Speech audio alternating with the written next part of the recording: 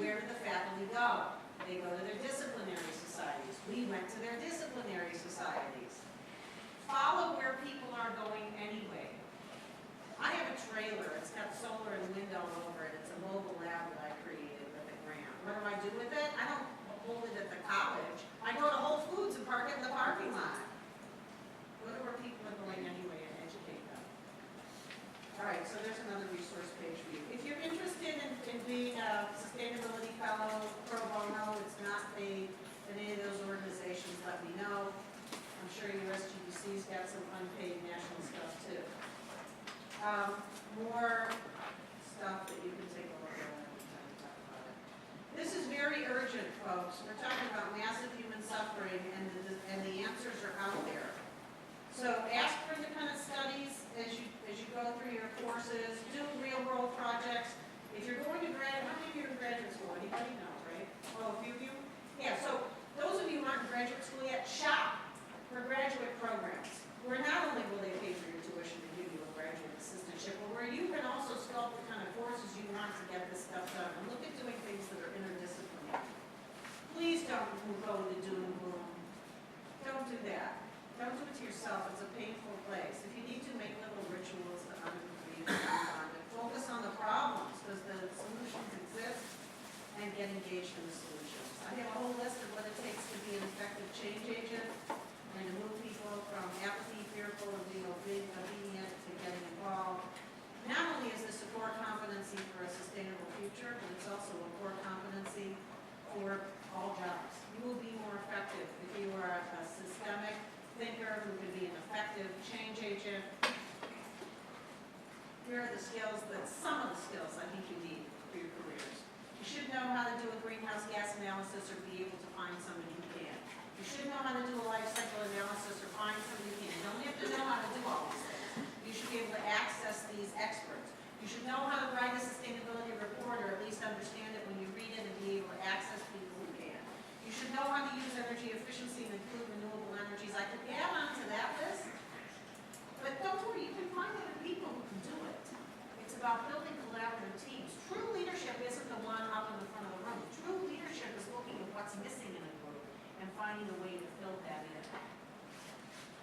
But there are all these other interpersonal skills that you need that I mentioned, and understanding how you make change.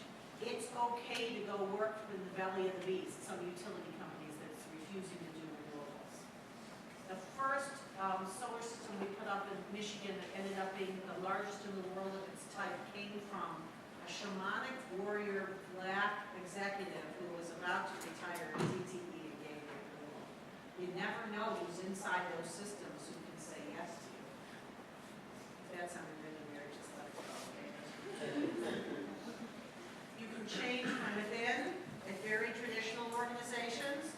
You can change from without by agitating and shining a light. When the students at Michigan kicked Coke off campus because they were depleting the water aquifers in India, that was a big deal at Coke. They made a commitment now to replenish the water. We'll see. Let's hold them accountable for it. But you can also create alternatives of sustainable living. It's a scaffolding to a new way of being. Look at the shared economy. Look at time banks. Look at maker spaces. Look at tool co-ops. Look at all of these different ways that we can reduce our needs for being stuck in a job that we hate, and instead be able to create alternative living. I want to encourage you to honor LEED and move beyond LEED as a system for your goals for building, net zero buildings to living building challenge. Please take a look at the European building codes. Do you know they have R18 windows? R18 windows. Oh, I want R18 windows. Okay? Eco districts, 2030 districts, sustainable communities, that's an exploding area. Look at uspartnership.org and look under communities and resources, you'll see it. Alternative metrics for how we measure success, like genuine progress indicators. If you haven't looked at the STAR community indicators, you should. It's how we measure whether a community is safe or not. And if you haven't looked at this stuff on making safer buildings, that if you just attach the roof right, even with 90-mile-per-hour winds, the building won't blow over. It's really important. And you'll be seeing more about that coming out from the insurance companies. Policy is crucial, crucial, crucial, crucial. All of you, please take back U.S. Green Building Council, this advocacy page. You probably don't know about it, but it's important. USGBC.org, if you have to write down anything else, write down this. USGBC.org/advocacy/campaigns. I watched 3 of my students call the senator and changed his vote on the solar bank bill so that people could take money out, put solar on their house, pay back out the savings, and then the next person could do it. You can make a difference with policy. Make connections with people who are staffers. Go volunteer to be a staffer in an elected representative's office. Look at NRDC stuff, ACEEE, if you haven't looked at 350.org too, and let me tell you who is one of the biggest barriers in the country. I give them the award for it. It's utility companies. They're making money off of fossil fuels. They're regulated oligopolies and monopolies. They give money to the state legislators to get them reelected. They take the Public Service Commission's 3 people who make decisions about regulations of utilities out to lunch. They're at every single meeting saying, if you don't let us make more money, you're not going to have electricity after the storm. This is crap. They can change the business models so that utilities can make money off of energy efficiency and renewable energies. They're not moving fast enough. And the reason they're getting away with it is because nobody's shining a light on utility companies and saying, you're not moving fast enough. Except a few nonprofits who truly get it. USGBC happens to be one, but it's got to get to all of the people sending letters to the editor, sending letters to the utility executive, sending letters to the state legislators so that they get it. If you want to make your world healthier, change what's going on with utility companies, shine a light on them, and hold them accountable to do more energy efficiency and renewable energies. If you haven't been to the Seed Center, you should go. It's really cool. I run the technical advisory committees. We got all sorts of stuff there for you. So it's theseedcenter.org. And it came out of something I don't have time to talk about, but it's a national organization. They also have a policy toolkit and a community of action to grow green jobs. Okay, let's take a look at these real quick. I think I covered getting internships and making connections with professionals. Why don't we just do this? What questions do you have? Any questions? What does this mean? How does one show your interest in sustainability to an architecture design school? You have an architecture design school that's not doing sustainability? Is that what it is? Yeah, I know. Isn't that sick? Isn't that sick? That's still going on? Like, it is so irresponsible, right? So I would write some articles. I would go to some deans, find who the champions are. I would find out, I always find this out, find out who their aspirational schools are. We want to be like this school or like that school. And then find the one that is doing sustainability and just, the phrase, you know you're behind.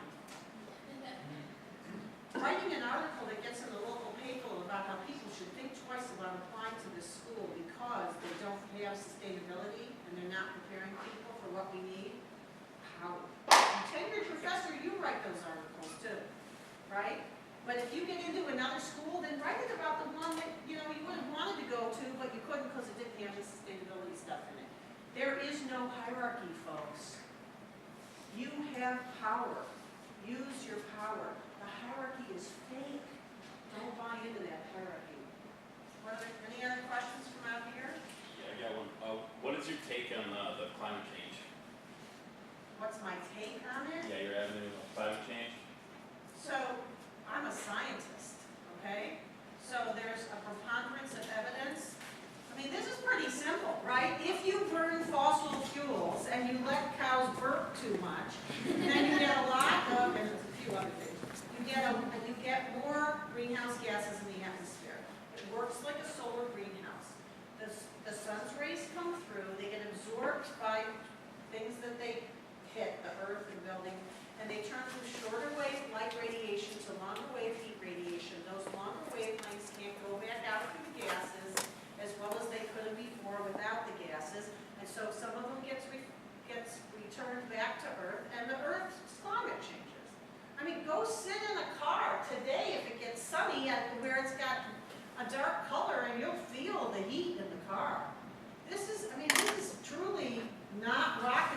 the basic principles. So are we heating up, are we changing the climate? Yes. Is it human caused? Yes. Is it outside the normal variability of the climate? Yes. Are there solutions? Yes. Even if everything I just said was wrong, does it still make sense to do deep dives into energy efficiency and renewable energies so that we won't give people asthma and respiratory illness and toxicity? Yes. Do we need to regulate the wellheads of fracking? Yes. Do we need to look deeper into fracking in terms of its safety as a technology? Yes. Meanwhile, does energy efficiency and renewable energy work, and does it pay for itself, and does it create jobs, and does it make more sense as a technology? Yes. Look up David Letterman and Mark Jacobson. He's the head of the Stanford Energy Institute and talks about how we can meet our needs today with present technology. Don't buy into the bull that it's more expensive.